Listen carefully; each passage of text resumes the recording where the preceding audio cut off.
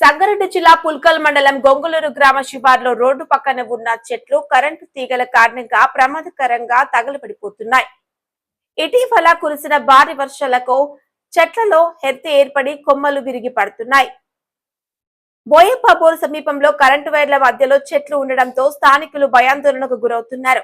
ఈ విషయాన్ని గ్రామస్తులు పలుమార్లు విద్యుత్ శాఖ అధికార దృష్టికి తీసుకువెళ్లినా ఇప్పటి వరకు ఎలాంటి చర్యలు తీసుకోలేదని ఆరోపిస్తున్నారు. పేటగుట్ట మహమ్మద్ ఇమ్రాన్ ఇంటిపై నుండి ప్రమాదకరంగా వెళ్తున్న కరెంటు వైర్లపై కూడా అధికారులకు సమాచారం ఇచ్చినట్లుగా తెలిపారు. అధికారులను స్వయంగా అక్కడికి తీసుకువెళ్లి చూపించినప్పటికీ ఇప్పటికీ వైర్లు తొలగించడం లేదని ఇమ్రాన్ ఆవేదన వ్యక్తం చేశారు. ఎప్పుడైనా పెద్ద ప్రమాదం జరిగే అవకాశం ఉందని గ్రామస్తులు ఆందోళన వ్యక్తం చేస్తూ వెంటనే చర్యలు తీసుకోవాలని కోరుతున్నారు. సంగారెడ్డి జిల్లా రిపోర్టర్ బి సామెల్, దృశ్యం న్యూస్.